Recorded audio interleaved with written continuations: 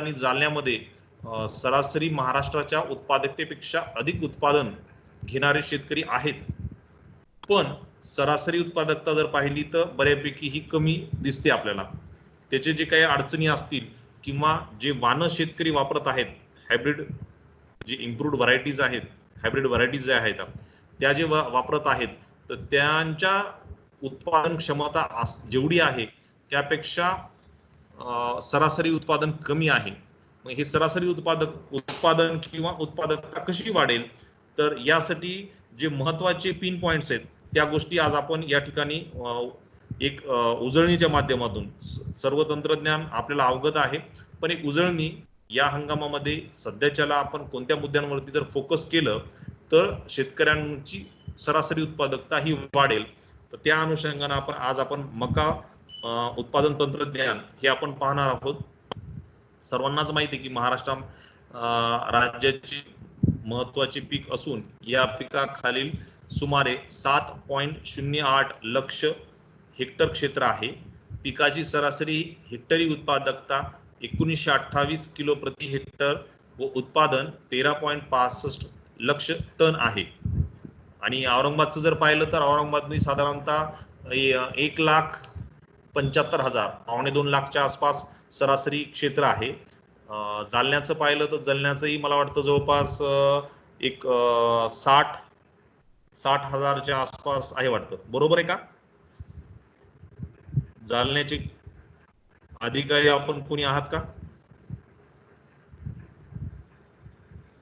Hello, जालन्याचे प्रतिनिधी कोणी आहात?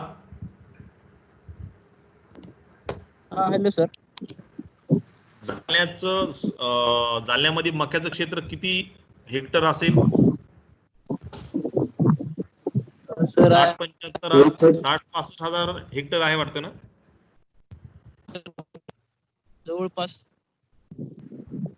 जवळपास तेच, म्हणजे ह्या दोन जिल्ह्यामध्ये सर्वात जास्त आहे.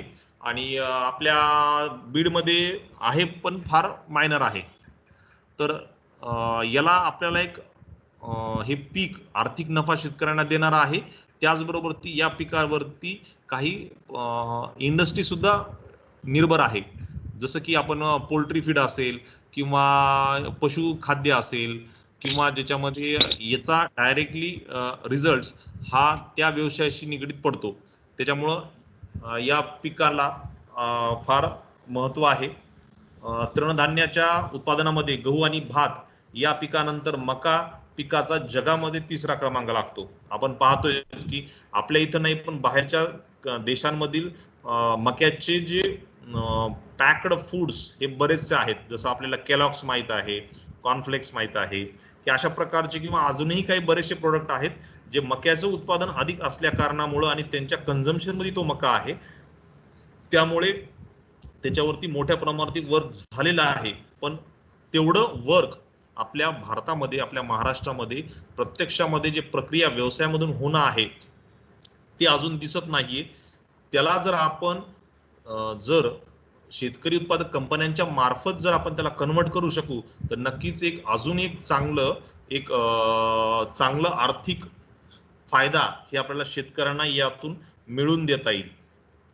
अन्नधान्या व्यतिरिक्त मक्याचा उपयोग लाह्या, ब्रेड, स्टार्च, सायरप, अल्कोहोल, ॲसिटिक व lactic acid, glucose, dextrose, plastic धागे, गोंद ज्याला आपण फेविकॉल किंवा स्टिकिंग एजंट, रंग, कृत्रिम रबर, रेक्झिन तसेच बूट पॉलिश इत्यादी विविध उत्पादने तयार करण्याकरिता होतो. आता आपल्याला शक्यतो काय वाटतं की मका म्हणजे शक्यतो पोल्ट्री खाद्य किंवा बऱ्यापैकी पशुखाद्य, पण याही इतर अजून हे जे व्यवसाय आहेत यामध्ये या मक्याचा वापर होतोय.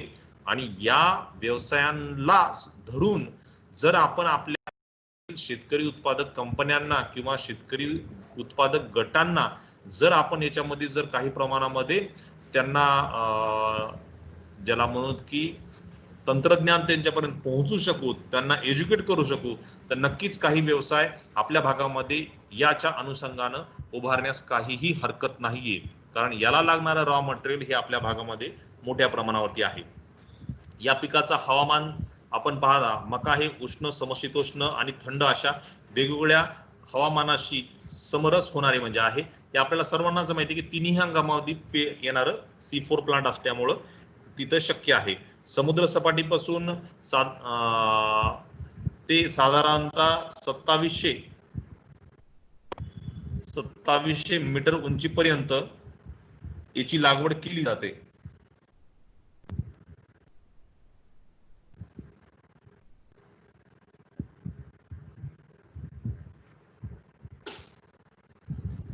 परंतु पीक वाढीच्या कोणत्याही काळात धुक्याची हवामान धुकं जर आलं तर मका पिकास ते हानिकारक ठरतं. मका उगवणीसाठी 18 डिग्री सेंटीग्रेड तापमान योग्य आहे. त्यापेक्षा कमी तापमान असल्यास थंड आणि ओलसरपणामुळे अनेक रोगांचा प्रादुर्भाव होऊन पिकाच्या उगवण शक्तीवरती प्रतिकूल परिणाम होतो. मका पिकाची योग्य वाढीसाठी 25 ते 30 डिग्री सेंटीग्रेड तापमानाची आवश्यकता आहे. सौम्य तापमान 20 ते 25 डिग्री सेंटीग्रेड आहे. अशा ठिकाणी मका वर्षभर घेता येतो.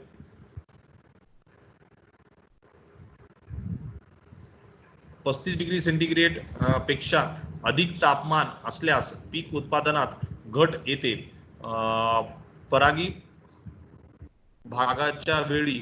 परागीभवनाच्या वेळी अधिक तापमान आणि कमी आर्द्रता असल्यास त्याचा विपरीत परिणाम परागीभवनावरती व फुलधारणेवरती होऊन उत्पादनात घट येते. हे फार महत्वाचं आहे.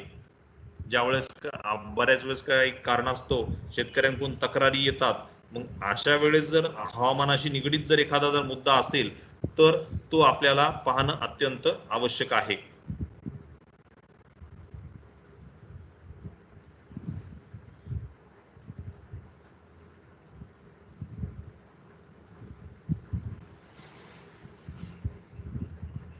एकच मिनिट.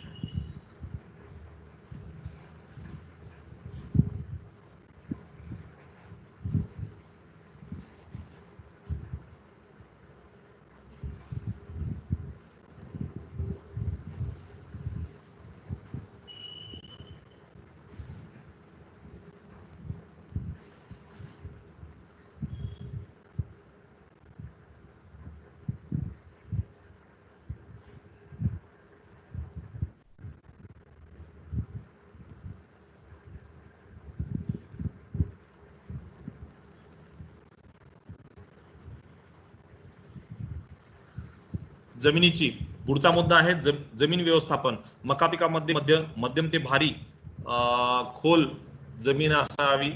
हलकी जमीन नकोय, कारण पाण्याची गरज त्याला अधिक असल्या कारणामुळे हलक्या जमिनीमध्ये मक्याचं पीक योग्य पद्धतीने येत नाही.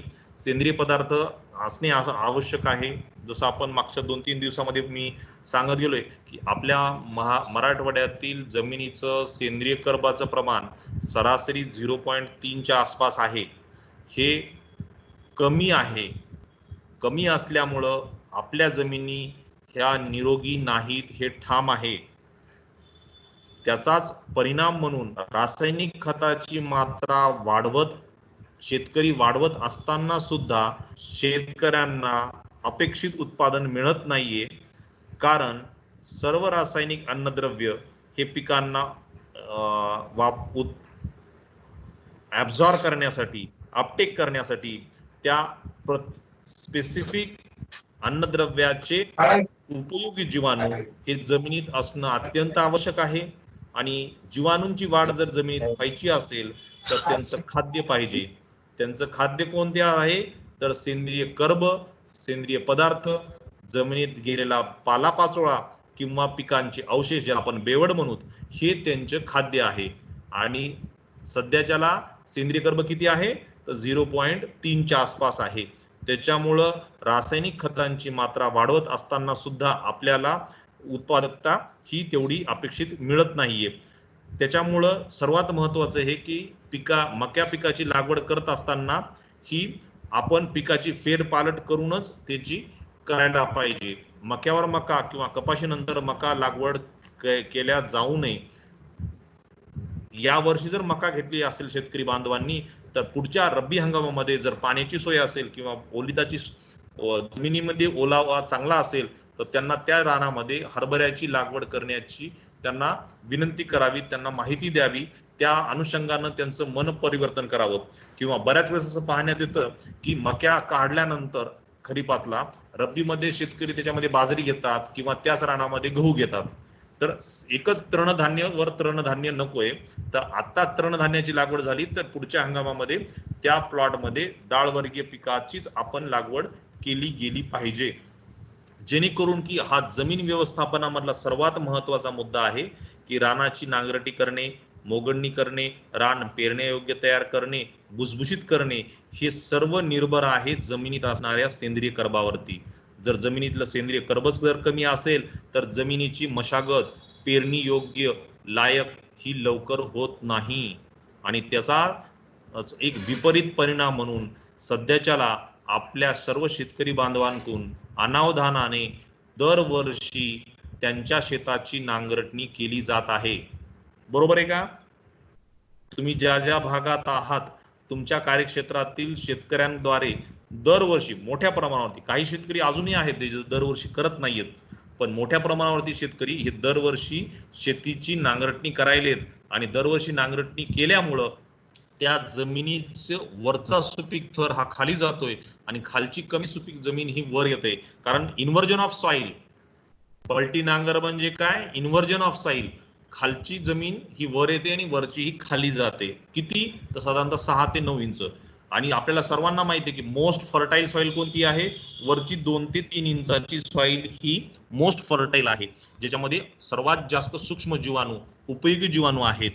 जे झाडांचा पालापाचोळा, पिकाचे अवशेष, सेंद्रिय खतं जे वापरलेत त्यांचं जे त्याच्यावरती निर्भर असणाऱ्या या जीवाणूंमुळे जे विविध उपयोगी रसायनं जसं काही संप्रेरके असतील त्यांची जी वाढ कुठं होणार आहे? जमिनीच्या वरच्या 2 ते 3 इंचामध्ये. आणि त्या कारणामुळे जर आपण दरवर्षी जर जमिनीची जर खोल नांगरट करत असू शेतकरी बांधव, तर त्या पिकाची उत्पादन वाढण्यासाठी नांगरटीचा फायदा होत नाहीये, तर त्या पिकाचं उत्पादन कमी होण्यासाठी एक मोठं कारण ठरत आहे ही दरवर्षीची नांगरटी. कारण विद्यापीठाची शिफारस काय आहे? 3 वर्षातून एकदा आपल्या जमिनीची नांगरटी करावी. किंवा मोठ्या प्रमाणावर जर शेतामध्ये जर काही किडींचा प्रादुर्भाव असेल झालेल्या मागच्या हंगामामध्ये, तर त्या ठिकाणी किडींचं निरसन करण्यासाठी म्हणून एखाद्या वेळेस त्या वर्षी आपण मधी जमिनीची खोल नांगरटी करू शकतो. पण हा मेसेज तुम्ही सर्वांनी शेतकऱ्यांपर्यंत देणं आवश्यक आहे की प्रत्येक शेतकऱ्याने त्याच्या प्रत्येक शेताची नांगरणी, खोल नांगरणी ही साधारणतः 2 किंवा जास्तीत जास्त 3 वर्षातून एकदा करायची. दरवर्षी जर केलं तर त्याला त्या नांगरटीमुळे नुकसान होतं, उत्पादकता ही घटते. त्या विशेषतः नदीच्या काठच्या गाळाच्या जमिनीमध्ये पीक फार चांगले येते मक्याचा जर आपण विचार केला तर. पण सामू 4.5 पेक्षा कमी म्हणजे अधिक आम्ल किंवा चोपन अगर क्षारयुक्त जमिनीत मका घेऊ नये.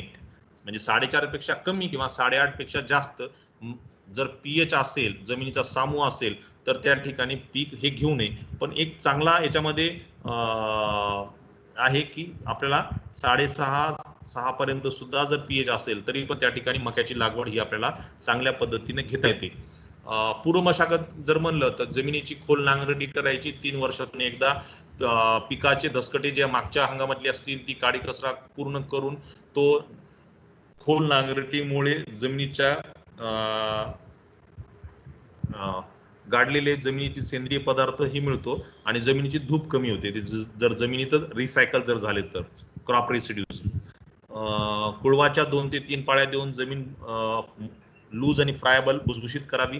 जमिनीच्या कुळवाच्या पाळीच्या वेळी हेक्टरी 10 ते 12 टन चांगले कुजलेले शेणखत किंवा कंपोस्ट खत हे आपण जमिनीमध्ये शेवटच्या पाळीच्या वेळेस द्यायला पाहिजे, जेणेकरून की पिकाच्या उत्पादनामध्ये ही वाढ होते. हे सर्वात महत्वाचं आहे, पण याच्याकडे दुर्लक्ष केलं जातं अद्रक सोडून बाकीच्या पिकांकडे. कधीतरी शेतकरी टाकतात, पण याची कमतरता शेतामध्ये दिवसेंदिवस कमी होत चाललेली आहे आणि त्या कारणामुळे सरासरी जी उत्पादन मिळायला पाहिजे त्या उत्पादनामध्ये अपेक्षित वाढ होत नाही, लागवड खर्च वाढत असताना सुद्धा. त्यामुळं शेतकऱ्यांनी सेंद्रिय खतांचा वापर अधिकाधिक शिफारशीनुसार करणं अत्यंत महत्वाचे आहे. सुधारित वाहनं आपण आता पाहतोय की मक्यामध्ये मेजरली मार्केटमध्ये जे उपलब्ध आहेत सर्वच्या सर्व हे हायब्रिड बियाणं आहे. हायब्रिड बियाणं मॅक्झिमम करून प्रायव्हेट क्षेत्रातूनच आहे. ते वापरण्याची अधिक उत्पादन देणारे आपल्या भागाला सुटेबल आहे का नाही हे तपासून ते वाण आपण पेरणीसाठी शेतकरी बांधवांनी घ्यावे, हे असं आपण त्यांना माहिती देणं आवश्यक आहे.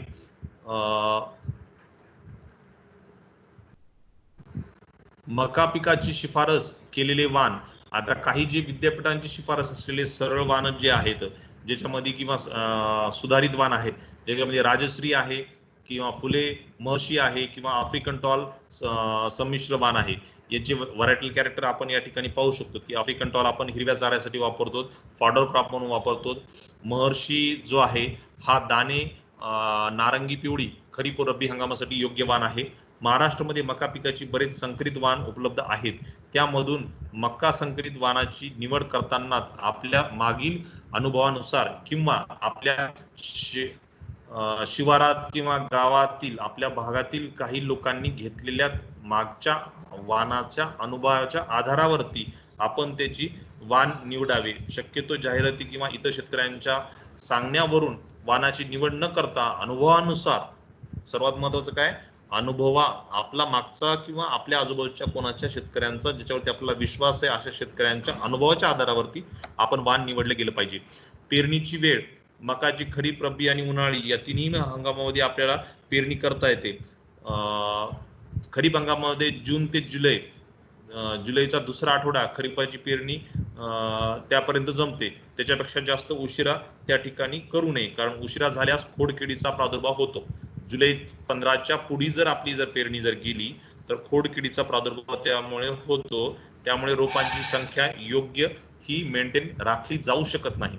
रब्बी हंगाम 15 ऑक्टोबर ते 10 नोव्हेंबर, उन्हाळी हंगाम जानेवारी ते फेब्रुवारीचा दुसरा आठवडा, या पद्धतीने पेरणीचे हंगाम आहेत. बियाण्याचे प्रमाण धान्य पिकासाठी 15 ते 20 किलो प्रति हेक्टरी, चारा पिकासाठी 75 किलो प्रति हेक्टरी बियाणं या ठिकाणी आपल्याला लागते.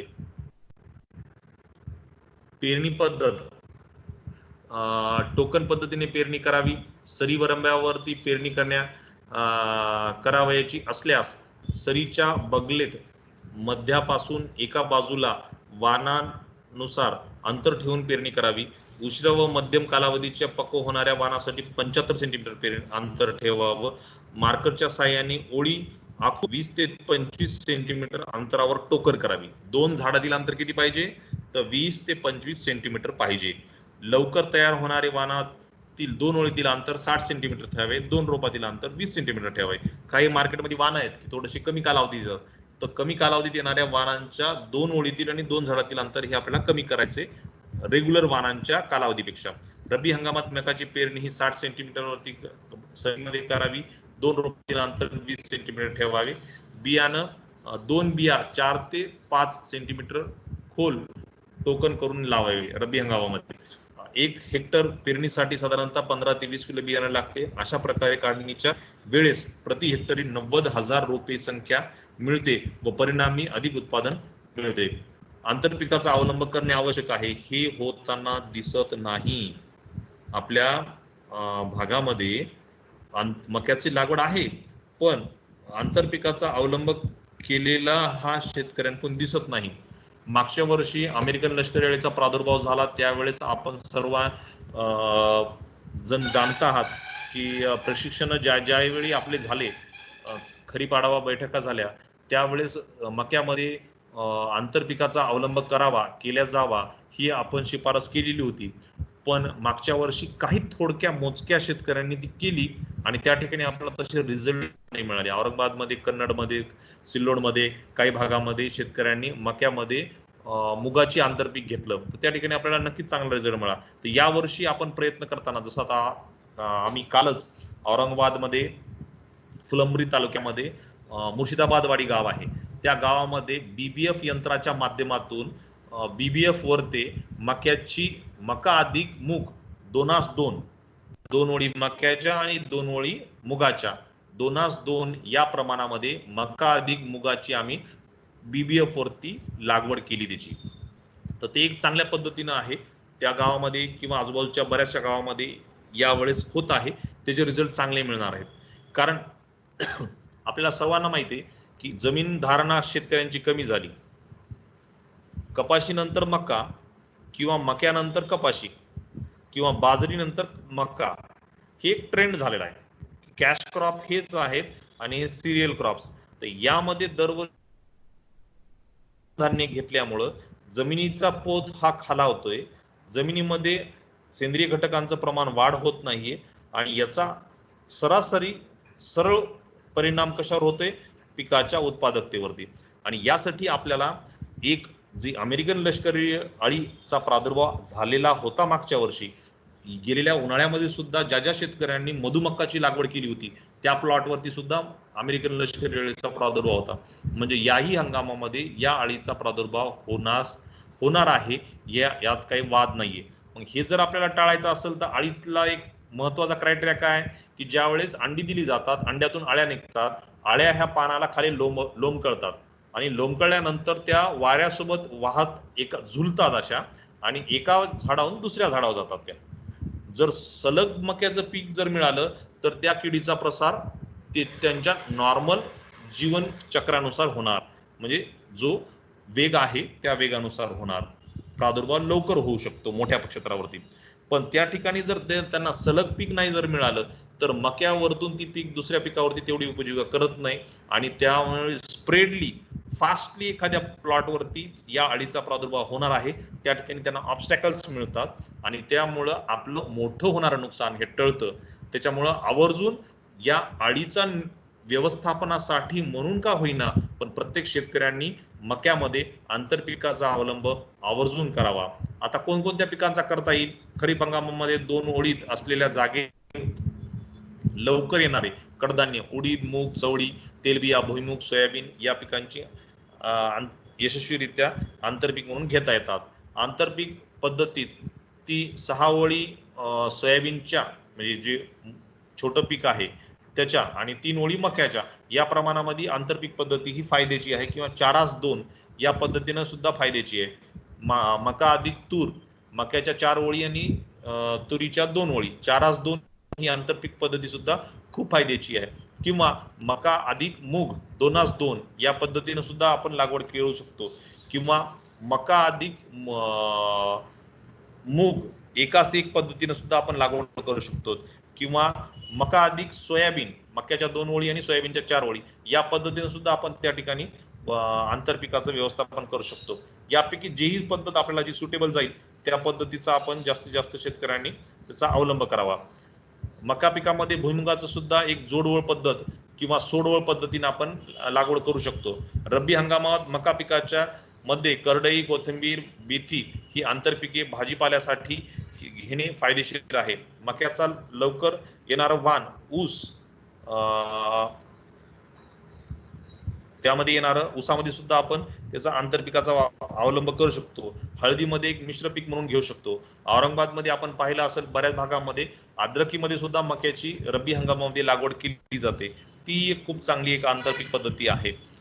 या पद्धतीने आपल्याला मक्याचं एक आंतरपीक पद्धतीचा अवलंब जर अधिकाधिक जर केला तर निव्वळ नफा हा अधिक वाढेल आणि त्या पिकावरती असणारी अवलंबत्व शेतकऱ्याचं संपूर्ण आर्थिक नियोजनासाठी त्याची जी रिस्क आहे ती सुद्धा मिनिमाइज करण्यासाठी ही आंतरपिकाचा पद्धत एक फार मोठी आहे. जमिनीमध्ये बेवड जाण्यासाठी महत्वाचं आहे, जमिनीमध्ये मूलस्थानी जलसंधारणासाठी महत्वाचं आहे. त्यामुळं होईल तितक्या मोठ्या प्रमाणावरती आपण सर्व विस्तार यंत्रणेच्या अधिकाऱ्यांनी आपण जर या आंतरपिकाचा अवलंब अधिकाधिक मक्यामध्ये कसा करता येईल यावरती जर प्रसार जर केला तर नक्कीच मला वाटतं की येणाऱ्या काही काळामध्ये आपल्या भागामध्ये औरंगाबाद, जालना, बीड या जिल्ह्यांमध्ये मक्यामध्ये नक्कीच आंतरपीक हे चांगलं रुजेल. मक्याची पेरणी करत असताना बीज प्रक्रिया करणं आवश्यक आहे. बीज प्रक्रिया करताना 2 ते 2.5 ग्रॅम थायरम बुरशीनाशक प्रति किलो बियाण्यास चोळावे. तसेच ॲझोडोबॅक्टर जीवाणू संवर्धक, पीएसबी आणि केमोब्लायझिंग बॅक्टेरिया असणारे लिक्विड कॉन्सोर्शिया द्रवरूप जीवाणू संघ याचाही आपण बीज प्रक्रिया करायला पाहिजे. ऑलरेडी हायब्रिड मार्केटमध्ये उपलब्ध आहेत. बुरशीनाशक आणि कीटकनाशक त्यांना बीज प्रक्रिया केलेली असते, पण लिक्विड बायोफर्टिलायझरची बीज प्रक्रिया केलेली नसते आणि शेतकऱ्यांकडून मोठ्या प्रमाणावरती लिक्विड बायोफर्टिलायझरची बीज प्रक्रिया केली जात नाहीये. तर ती कशी वाढवता येईल, ती प्रात्यक्षिकाच्या माध्यमातून, माहितीच्या माध्यमातून, मेसेजच्या माध्यमातून हे जर आपण अवेअरनेस केलं तर नक्कीच एक त्याचा चांगला फायदा होईल आणि शेतकऱ्याचा लागवड खर्च कमी होऊन उत्पादन वाढण्यास मदत होईल. खत व्यवस्थापन याच्यामध्ये महत्वाचं, की मका पिकासाठी रासायनिक खताची मात्रा किती यायला लागते, तर 120 किलो नत्र, 60 किलो स्फुरद आणि 60 किलो पालाश. जी कोरडवाहू कपाशीची खताची मात्रा आहे तीच आपली मक्याची आहे, पण कपाशीला ती 6 महिन्यासाठी लागणार आहे, मक्यालाही 3 ते 3.5 महिन्यासाठी लागणार आहे. त्याच्यामुळे हे फार महत्वाचं आहे. यापैकी पेरणीच्या वेळीस हेक्टरी 40 किलो नत्र, 60 किलो स्फुरद आणि 60 किलो पालाश प्रति हेक्टरी ही मात्रा आपल्याला लागवडीच्या वेळेस जे आपण सऱ्या पाडतोय त्या सऱ्यामध्ये आपल्याला द्यायची, पेरून द्यायची. पेरणीनंतर 20 ते 30 दिवसानंतर 40 किलो नत्र आणि उर्वरित 40 किलो नत्र पेरणीनंतर 25 ते 50 दिवसाला द्यायची. नत्राची मात्रा स्प्लिट करून द्यायची, जेणेकरून की त्याचा अपव्यय टाळेल आणि दिलेली मात्रा ही जास्तीत जास्त पिकाला उपयोगात येईल. मका पिकामध्ये आपल्याला जाणवते की जस्ताची सुद्धा कमतरता मोठ्या प्रमाणात जाणवते. ज्या भागामध्ये शेतकऱ्यांनी माती परीक्षण केलेलं असेल, जस्ताची कमतरता असेल, तर जस्ताची मात्रा 20 ते 25 किलो प्रति हेक्टरी म्हणजे साधारणतः एकरी 10 किलो, हे 8 ते 10 किलो प्रति एकरी जर जस्ताची मात्रा पेरणीच्या वेळेस रेघाट्यावरती जर आपण पेरून जर दिली तर नक्कीच जस्ताच्या कमतरतेची मुळे पिकाचं होणारी उत्पादनातील घट ही आपल्याला त्या ठिकाणी वाचवता येणार आहे. आंतरमशागत ही महत्वाचे आहे. आंतरमशागत मध्ये कोणते महत्वाचे मुद्दे आहेत, की खरीप हंगामाच्या पेरणीनंतर उगवण 5 ते 6 दिवसात होते व रब्बी हंगामामध्ये 8 ते 10 दिवसानंतर होते. पीक उगवण असताना पक्षी, कोवळे, कोंब किंवा जे वरती शेंडे जे असतात ते खातात. परिणामी रोपांची संख्या कमी होऊन उत्पादनात घट येते. म्हणून पेरणीनंतर सुरुवातीला 10 ते 12 दिवसापर्यंत पक्षापासून राखण करणे सुद्धा अत्यंत महत्वाचे आहे. काही भागामध्ये ही अडचणी येतात, सरासरी आपल्या भागामध्ये औरंगाबादमध्ये तेवढ्या प्रमाणात नाहीये, पण जिथं असेल प्रॉब्लेम त्या ठिकाणी हे थोडंसं काळजीपूर्वक लक्ष देण्याचे महत्वाचं आहे. तसेच पीक दुधाळ अवस्थेत असताना पक्षी कणसे फोडून दाणे खातात, त्यावेळेस सुद्धा पक्ष्यांपासून यांचं राखण करणं आवश्यक आहे. नांग्या भरणे किंवा विरळणी करणे, मका उगवणीनंतर 8 ते 10 दिवसानंतर विरळणी करून एका चोफुलीवरती, एका फुल्लीवरती एकच जोमदार रोप ठेवावे आणि बाकीचे इतर काढून घेणे, दुसरं असेल ते काढून घेण्यात यावं, हे महत्वाचं आहे. पिकात जादा पाणी किंवा दलदल नसावी, पाणी जर सतत असेल तर ती बाहेर काढून देण्यात यावी. मका पिकाची रोपावस्था जादा पाणी किंवा दलदलच्या स्थितीत खूपच संवेदनशील आहे, म्हणून पेरणीनंतर सुरुवातीच्या 20 दिवसापर्यंत काळात पिकात पाणी साठून राहणार नाही पावसाळ्यामध्ये, यामुळे ती दक्षता घेणं अत्यंत आवश्यक आहे. तण नियंत्रणावरती भर देणे किंवा तण नियंत्रण फार महत्वाचं आहे आणि हा एक फार फार महत्वाचा मुद्दा आहे. यावर्षी कृषी विज्ञान केंद्र औरंगाबादच्या मार्फत आपण जिल्ह्याची जी काही प्रशिक्षण घेण्यात आली, सर्व सहभागी कृषी सहाय्यक विस्तार अधिकाऱ्यांचे, आपण औरंगाबादचे जे काही आज सहभागी असतात त्यांना ही मेसेज गेलेला आहे. पण जालना आणि बीडच्या विस्तार अधिकाऱ्यांना एक मला आव्हान आहे, कळकळीची विनंती आहे, की शेतकऱ्याद्वारे अॅट्रायझिनचा वापर होतोय पण तो चुकीच्या पद्धतीने होतोय. मक्याची लागवड झाल्यानंतर शेतकरी औरंगाबादमध्ये आणि जालन्यामध्ये असं करतात की युरिया घेतात 25 ते 30 किलो, त्याच्यामध्ये अॅट्रायझिनचे 2 पाकिटं पावडर फोडून टाकतात आणि ती एकत्र करून ती पेरणी केलेल्या रानावरती अशी सम प्रमाणामध्ये ब्रॉडकास्टिंग करतात, किंवा ज्याला आपण म्हणतो की फक्की मारणे. हीच कंप्लीट चुकीची पद्धत आहे अॅट्रायझिन वापराची. कोणत्याही विद्यापीठाची अशी शिफारस नाहीये. याच्यामुळं त्या जो लेबर किंवा जो शेतकरी तो अॅट्रायझिन शेतामध्ये टाकतोय त्याच्या आरोग्याला धोका आहे. त्याचबरोबर त्याचं कुटुंब, त्याचे परिवारातील त्याचे मित्र कोणी ना कोणी बांधावरती असतील, ते फक्की केलेली बरीचशी अॅट्रायझिनची पावडर ही उडून जाते, त्यांना सुद्धा त्यांच्या श्वासोश्वासाच्या माध्यमातून शरीरामध्ये जाते, पर्यावरणाला धोका आहे. जमिनीमध्ये ते अॅट्रायझिनचा मात्रा आपली शिफारस किती आहे, 1.5 किलो प्रति हेक्टरी, म्हणजे एकरी किती येते, 600 ग्राम अॅट्रायझिनचा वापर करायचा आहे. पण तो कशाच्या माध्यमातून? हातपंपाच्या माध्यमातून. हातपंप वापरायचा आहे, त्यासोबत वरचं समोरचं जे नोझल आहे हे गोल नाही ठेवायचं, तर ते कट नोझल ठेवायचे. राऊंड एक खिळ्यासारखं असतं आणि त्याला एका साईडला कट असतो, ते कट नोझल वापरायचं आहे आणि त्यासोबत त्याला हुड वापरायचं आहे. आणि हातपंपाच्या माध्यमातूनच म्हणजे साधारणतः एक 400 लिटर पाण्यामध्ये 600 ग्राम ॲट्रॅझिन मिक्स करून ते समप्रमाणामध्ये पेरणी केलेल्या रानावरती जमिनीत ओल असताना ते हातपंपाने फवारून काढायचे. आणि ही योग्य पद्धत आहे, त्याच्यामुळे 100% त्या ठिकाणी तणाचा बंदोबस्त होतोच, पण जमिनीत असणारे जे उपयोगी जीवाणू आहेत त्यांच्या संख्येवरती सुद्धा काहीही विपरीत परिणाम होत नाही.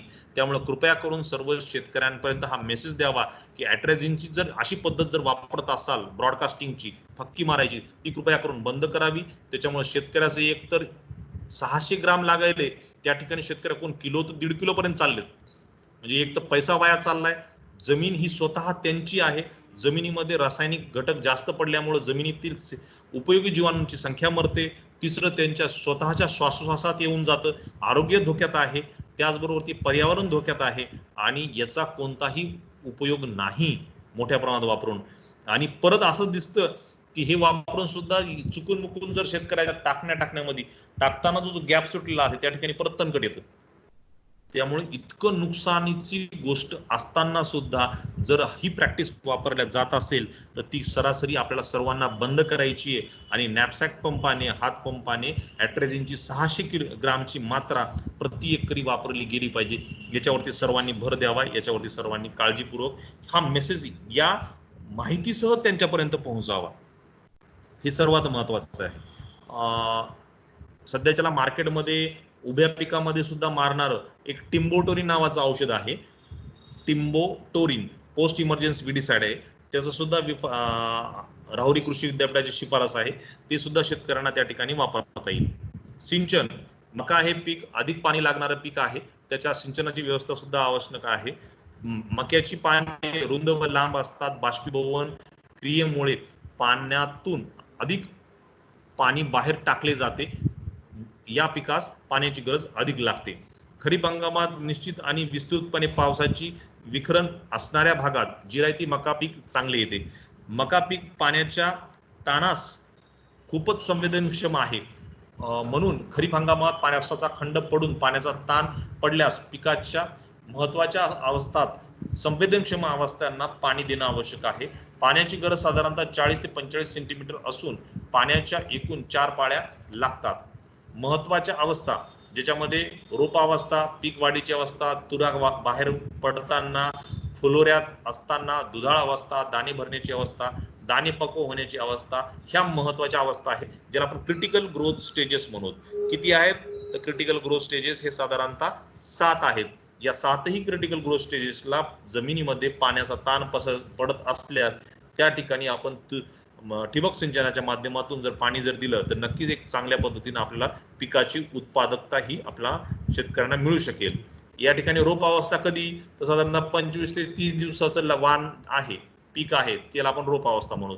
पीक वाढीची अवस्था म्हणजे की साधारणतः 30 ते 35 दिवसाची झाल्यानंतर. तुरा बाहेर टाकण्याची लागवडीनंतर 45 ते 50 दिवसाचं. फुलोऱ्याची अवस्था किती? 60 ते 65 दिवसाची. लागवड केली तिथून 60 ते 65 दिवसाला साधारणतः फुलोऱ्या असतात. दुधाळ अवस्था म्हणजे किती?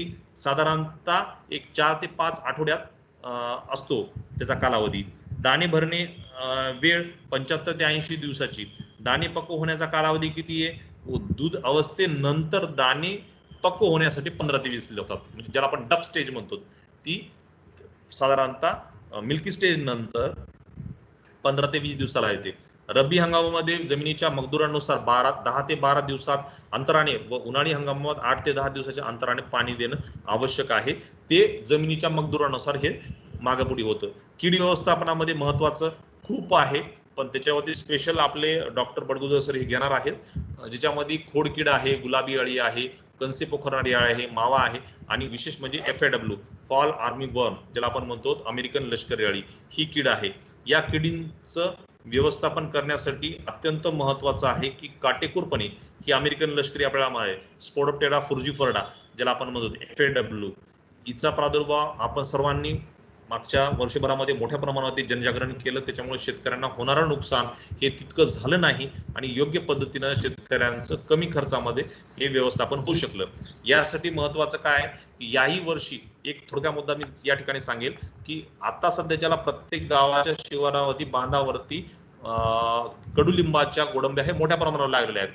त्या कडुलिंबाच्या गोडंब्या जर शेतकऱ्यांनी अधिकाधिक जर केल्या तर या अळीच्या नियंत्रणासाठी 5% निंबोळी घरच्या घरी करता येईल आणि त्याच्या कीटकनाशकाचा होणारा अतिरिक्त लोड खर्च हा शेतकऱ्याला वाचवून अधिक उत्पादन बेनिफिट कॉस्ट रेशो हा त्या ठिकाणी वाढता येईल. त्यामुळे आवर्जून प्रत्येक शेतकऱ्यांनी निंबोळी अर्क तयार करावं घरच्या घरी 5% आणि त्यासाठी काय लागणार आहे तर निंबोळ्या आता ज्या पडतायत त्या गोळा करणं आवश्यक आहे. वर्षभर जेही पिकं घेणार आहेत शेतकरी त्या प्रत्येक पिकाच्या रस शोषण करणाऱ्या किडी किंवा आळ्यांच्या निर्मूलनासाठी प्राथमिक अवस्थेत किंवा त्याही नंतरच्या अवस्थेमध्ये मारण्यासाठी या 5% निंबोळीचा फार महत्व आहे. किंवा अधिक जर गोळा करून जर ठेवलं तर ते भरडून रानामध्ये पेरता येईल, सेंद्रिय म्हणून त्याचा वापर करता येईल. त्यामुळे जास्तीत जास्त शेतकऱ्यापर्यंत निंबोळ्या गोळा करणे हे खूप महत्वाचं आहे. पिंक बोलरम असेल, FAW असेल किंवा येणारी टोळझाड असेल, माहित नाही टोळझाडीचा परत प्रादुर्भाव होईल का नाहीये, पण जर यदा कदाचित जर आपल्याजवळ प्रत्येक शेतकऱ्याकडे जर निंबोळी अर्क जर घरच्या घरी निंबोळी पेंड गोळा करून ठेवलेली जर असेल तर नक्की ज्याही वेळेस मेसेज झाला त्यावेळेस आपण जर अगोदर जर फवारणी जर केली तर होणारे नुकसान हे टाळता येईल आणि मार्केटमधून त्यावेळेस अतिरिक्त लागणाऱ्या औषधाची आणायची गरज आपल्यालाही पडणार नाही. त्याच्यामुळे आवर्जून शेतकरी बांधवांनी या गोष्टींकडे लक्ष देणं आवश्यक आहे. पेरणीची वेळ एकाच क्षेत्रावर वेगवेगळ्या वेळी पेरणी केल्यास किडी ही त्यांना टप्प्याटप्प्यामध्ये खाद्य मिळतं आणि तिचा प्रसार त्या ठिकाणी होतो. कामगंध सापळ्याचा वापर करायचा आहे. रासायनिक कीटकनाशक ही सर्वात शेवटची अवस्था आहे.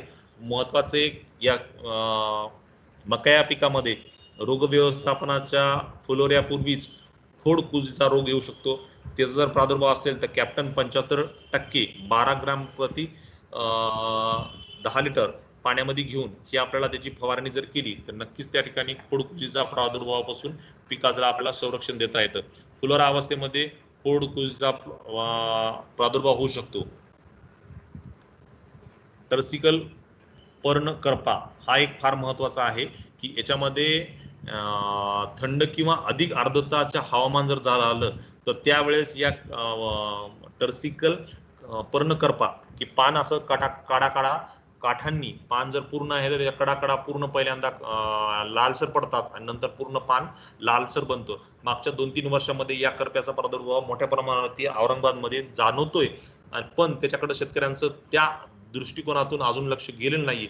पण हे आपण मास्टर ट्रेनर म्हणून हे तुम्हा सर्वांना माहिती पाहिजे की या परप्याचा जर प्रादुर्भाव जर दिसला तर मॅन्कोझेब 2.5 ग्राम प्रति लिटर पाण्यामध्ये घेऊन 8 ते 10 दिवसाच्या अंतराने 1 किंवा 2 जर फवारण्या केल्या तर नक्कीच याचं आपण व्यवस्थापन करून शेतकऱ्याचे होणारे उत्पन्नातील घट ही आपण थांबवू शकतो.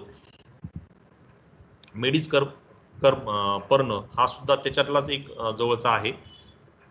काढणी व मळणी आणि साठवणूक धान्यासाठी मका पिकाची काढणी कंस खोडून रासन करणे, कापून मका बाजूला घेणे, त्याचं जसं आपल्याला जनावरांच्या व्यवस्थापनासाठी चारा म्हणून लागत असेल त्याचं नियोजन करणे आणि कंस जशी त्याच्यातली आर्द्रता कमी झाली त्या हिशोबाने मार्केटमधला भाव पाहून आपण त्याला थ्रेशिंग करून घेऊन त्याची लागलीच विक्री केल्यास अधिक आपल्याला त्या ठिकाणी नफा मिळतो.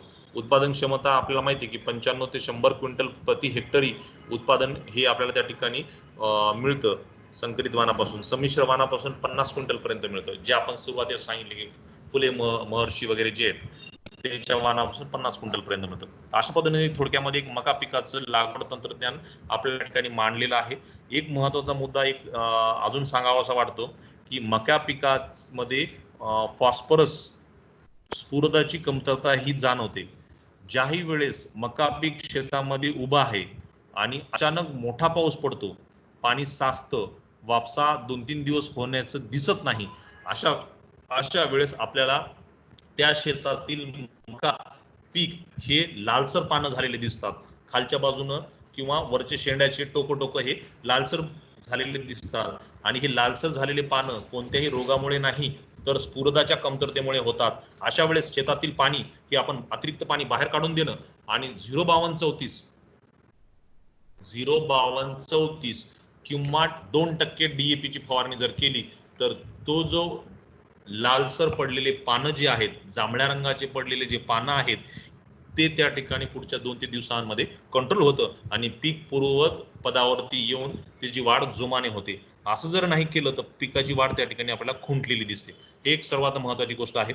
दुसरी, ज्यावेळेस पाण्याचा ताण पडेल, पाण्याची उपलब्धता नाहीये, त्यावेळेस आपल्याला सर्वांना माहिती आहे की पोटॅशियम नायट्रेट म्हणजे 13,045 ची जर पीक 35 दिवसाच्या आत असेल तर 1% फवारणी करायची, 35 दिवसाच्या वरती असेल तर 2% पोटॅशियम नायट्रेट म्हणजे 0,3234 ची करायची, ज्याच्यामुळं पीक पाण्याचा ताण पडत असताना सुद्धा त्या ठिकाणी तग धरेल. ही एक फार महत्त्वाची गोष्ट आहे. आणि ज्यावेळेस कणसामध्ये दाणे भरण्याची अवस्था आहे, मिल्की स्टेज आहे, त्यावेळेस जर 2% DAP ची फवारणी जर केली तर एक खूप चांगला रिझल्ट दाण्याचा वजन भरण्यासाठी हा मिळतो.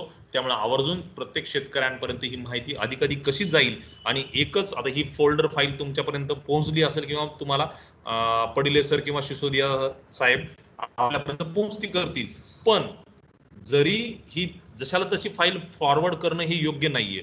आपल्याला माहिती आहे आपल्याही मोबाईलमध्ये खूप सारे वेगवेगळ्या ग्रुपमधून मेसेज येतात, पण आपण संपूर्ण काही सगळं वाचत नाहीयेत. त्याच्यामुळे या मेसेजेसला आपण जर थोडंसं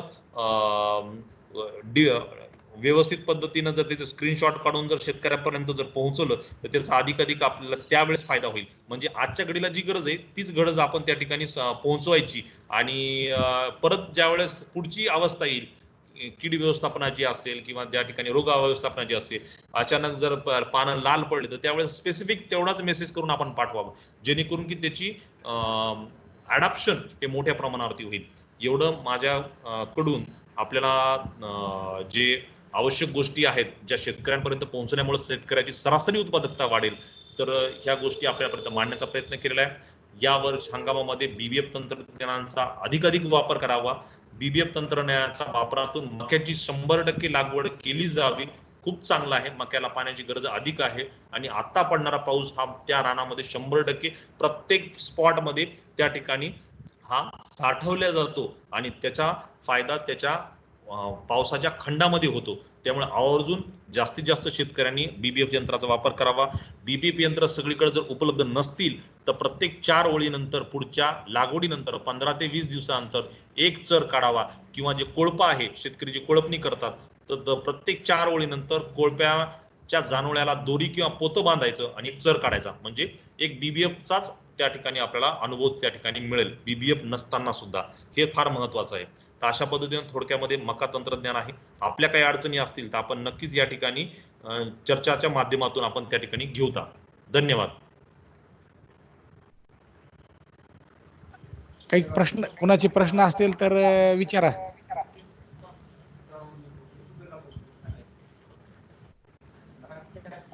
हॅलो सर. हॅलो. हा सर. सेंद्रिय कर्बाचं प्रमाण ऑप्टिमम किती पाहिजे? तुम्ही सांगितलं की मराठवाड्यामध्ये 0.3% आहे. तर बरोबर. ऑप्टिमम हे आयडियल ज्याला म्हणू 1% सेंद्रिय कर्ब पाहिजे जमिनीमध्ये. अच्छा अच्छा, ठीक आहे. 1% सेंद्रिय कर्ब पाहिजे. त्याला आपण एकदम सर्वात सुपीक जमीन साध्या भाषेमध्ये त्याला म्हणू शकतो. पण 1% सेंद्रिय कर्ब सतत मेंटेन ठेवणं हे तितकंस शक्य होत नाही. कारण आपल्या इथलं तापमान हे बऱ्याच कालावधीसाठी 40 डिग्री सेंटीग्रेड पेक्षा सुद्धा जास्त जातं आणि त्यामुळं 1% शक्य नाही. पण जर पिकाची योग्य फेरपालट जर केली किंवा 3 वर्षातून एकदा शेतकऱ्यांनी सेंद्रिय खतांचा जर वापर जर केला, ज्याच्यामध्ये शेणखत असेल, निंबोळी पेंड असेल, गांडूळ खत असेल किंवा सिटी कंपोस्ट असेल. सिटी कंपोस्ट सध्याच्याला एक चांगला एक पर्याय उपलब्ध आहे. जे भारत सरकार पुरस्कृत ज्या काही खत उत्पादनाच्या कंपन्या आहेत, इफ्को असेल, RCF असेल, यांच्याकडून सिटी कंपोस्ट मार्केटमध्ये उपलब्ध आहे. हे शेतकऱ्यापर्यंत आपण मेसेज द्यावा की साधारणतः एक 300 रुपयाच्या आसपास 300 रुपये क्विंटल सिटी कंपोस्ट मिळतं. त्याचा सुद्धा आपण वापर केला तर नक्कीच शेतकऱ्यांना एक चांगला एक पर्याय कमी खर्चामधला हा शेतकऱ्यांपर्यंत उपलब्ध होईल आणि सेंद्रिय कर्ब हळूहळू हे वाढत जाईल. कारण एकदम कमी नाही झालेलं आहे. टप्प्याटप्प्यानं सेंद्रिय खताचा वापर कमी होत गेला म्हणून सेंद्रिय कर्ब कमी होत गेलेलं आहे. ठीक आहे. Okay sir. ओके.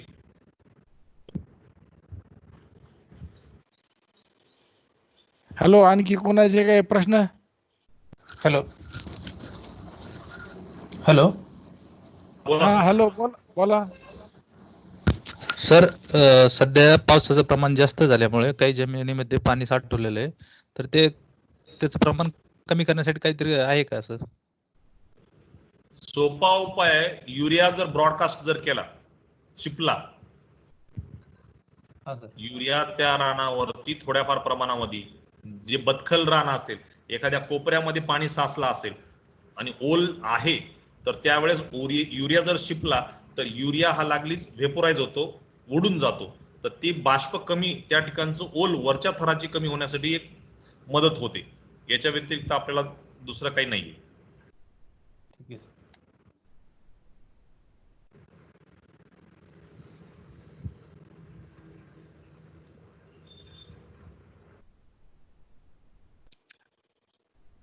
हॅलो, आणखी काही प्रश्न कोणाचे?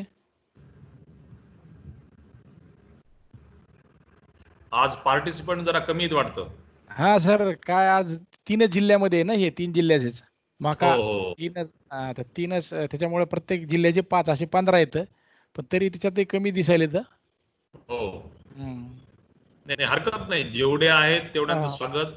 तेवढ्यांनी ती हो. गोष्ट अधिकाधिक आपण मेसेज जे थोडक्यात जे बुलेट्स पॉईंट, बऱ्यापैकी सगळ्या गोष्टी सगळ्यांना माहिती आहेत. फक्त याच्या माध्यमातून जी आज फोकसली करायची होती, तेवढे मुद्दे आपल्यापर्यंत मांडण्याचा मी प्रयत्न केलेला आहे. ठीक आहे, कोणाचे काही प्रश्न नसतील असं गृहीत धरून आपण आहेत का कोणाचे काही प्रश्न?